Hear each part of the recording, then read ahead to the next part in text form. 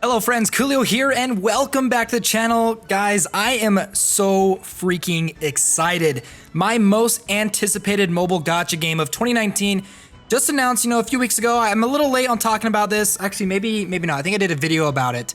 But I am a little bit late jumping back into the game to do this video. But again, 7 Deadly Sins Grand Cross is coming out globally. Hopefully in the next few weeks, few months, I don't know. I'm really hoping it'll be January. I'm thinking it'll probably be February. But this is my most anticipated game of 2020 as of right now. Yes, I'm really excited for Arknights as well, but 7 Deadly Sins Grand Cross, this is the one for me. So in today's video, what we're gonna do is I'm gonna show you guys some gameplay. We're gonna go through a little bit of an overview video for the 7 Deadly Sins Grand Cross. And then tomorrow, I am going to be doing a summoning video, individually summoning, because I have about 180 gems, which roughly translates to about 60 summons. And so if you guys are interested in the summoning video, keep an eye out on that. Also, if you guys enjoy these videos, if you guys want to see more videos for the 7 Deadly Sins Grand Cross, let me know down below in the comments and hit the like button. But without further ado, let's go ahead and jump in and just kind of following the main quest line of this game. Now, this game is currently only available in Japanese and Korean. There is a language barrier. It's a little bit more difficult compared to a lot of other games that I've played. But in all honesty, if you just kind of follow the main storyline, and if you've ever played other kind of gacha games before, you can genuinely get the idea of what you're doing. But there may be some things that will be a little bit more difficult for you to understand when you're jumping in and trying to play this game. So let's go ahead and set up our team. Now, teams in this are pretty interesting because you got your 3 main heroes. Then you've got support characters that are added on top of them, and then you get a sub character, which you can get through friends, like a friends list that you have, or other characters that you have on your team. You've got your overall power for your team, and then the power of the area that you're about to go up against. If you don't really know how to set your team up, there's this little button right here you can click on, and it'll automatically set up the most powerful team for you right off the bat, which is basically what I've been doing. So let's go ahead and jump in and start this matchup. Now, one of the things I have to say that I absolutely love about this game compared to any other gacha game that I've played is they are one of the few, and probably like really the only one, that has translated from an anime to a mobile device without going into like a chibi or 2D art style, but like full 3D modeled characters, and they look amazing. Like, it's one of the best looking gacha games I've ever played. Now, when it comes to the combat of this game, you've also got an elemental system. Green is stronger than blue, blue is stronger than red, rock, paper, scissors, you get it, okay? Now, when you have all of your different abilities down here, each of them can mean different things. You've got the red one, which basically means an attack, the yellow one, which is like a specialized attack, and I think the blue one is sort of like a support ability. But what you can do is you have all these different abilities down here at the bottom. You can swap them, move them around, but it costs a certain amount of action points to either use an ability, move them around, or to skip an ability's turn. So what we're gonna do is we're gonna maybe move some of these things around. We don't really have any combinations, but we can move this over. These will now be fused together and become a more significantly powerful ability. Now you can see these guys are red, so my Meliodas down here is gonna be my more powerful attacker, so I'm gonna go ahead and use that ability next. And then we will follow it up with another one from King. So let's go ahead. The animations in this game too are just, they're so good. Like, serious props to the development team, because this is one of the best gacha games, like best looking gacha games that I've played. It also follows the story of the manga as well as the anime, like very, very closely, which is crazy, but like crazy in a good way. So we're gonna go ahead and combine these two together, create a silver border 2-star ability, move those over. Now we've got a 3-star ability, which we can now go ahead and activate, and it'll be sort of a better animated ability. Now, each of the characters have a certain amount of action points that once they've used it, you can see, I think it's 5 total.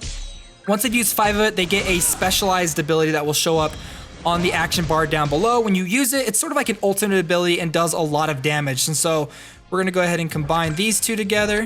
Those will be combined. We're gonna drop Meliodas down and then use King's ability.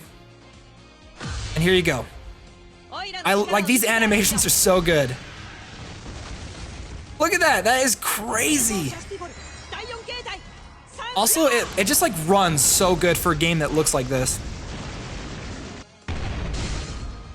Finish attack. So we finish those guys off, 33,465 damage.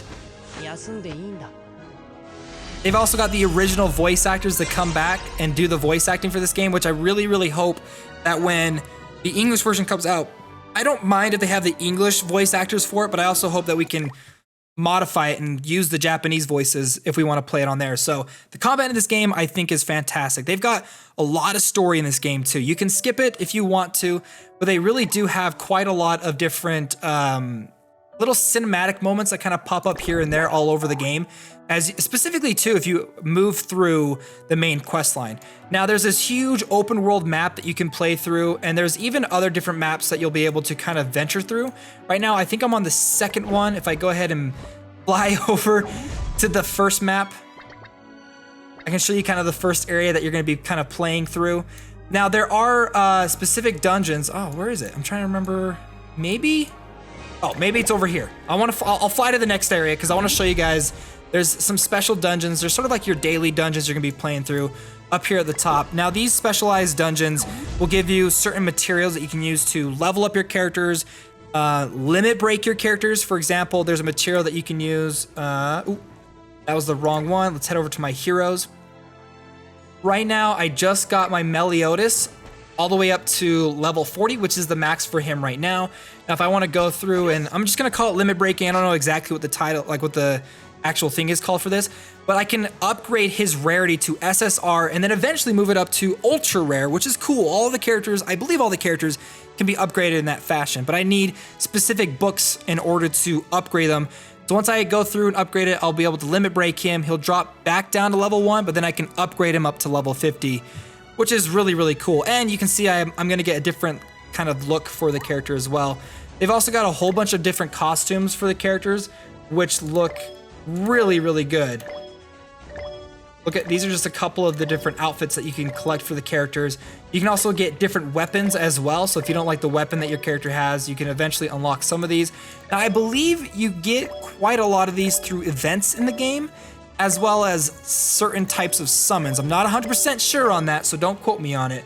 But you can see right there, pretty cool. And then there's also a couple different hats too. So if you want a nice kind of stylized hat for a character.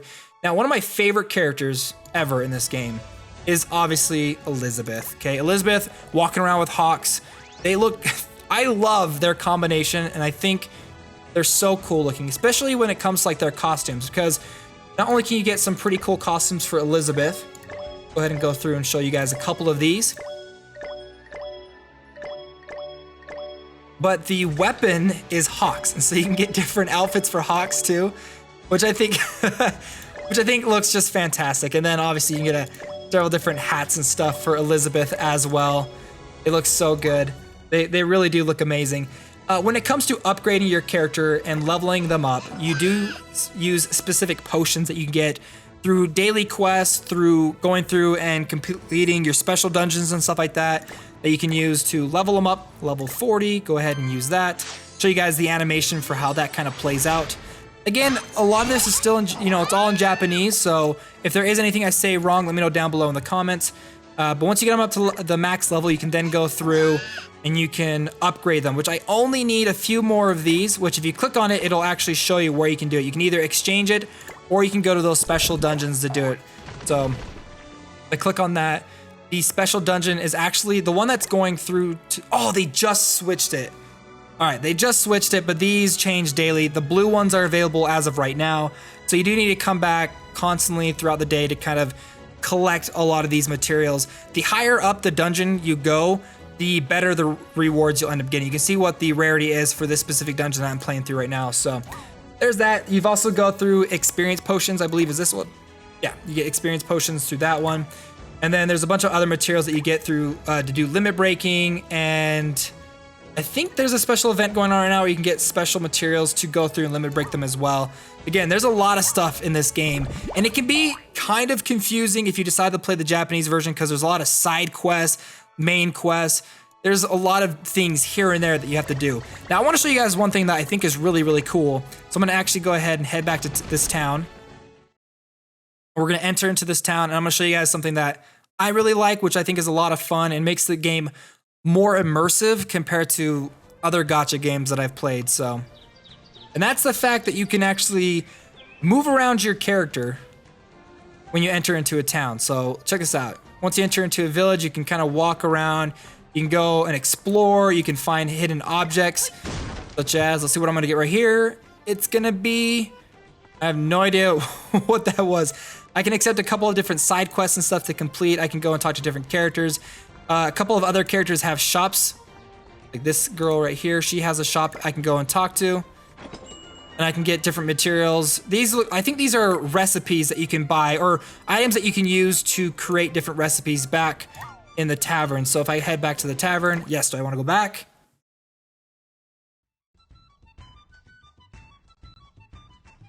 I can then head on over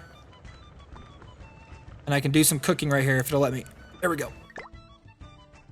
And yeah, you can just kind of mess around and decide, oh, you know, I've got some meat right here. Let's add some butter. I don't have anything I can do with that one. Maybe this. See, I don't have the enough materials. Let's do chicken, vegetables. Dang it. Do I not have any recipes I can cook right now? Which makes me so sad. Well, either way, I'd be able to find a third one and create a recipe behind it. There's also affinities for each of the different characters. You can kind of like grow relationships with them. You can also go over here, and if you want to, you can change the outfits that Elizabeth is wearing. Put this one. Yes, is it gonna change it? And look at that, she's got her nightgown outfit on, but yeah. I love the fact that you can interact with the characters through there.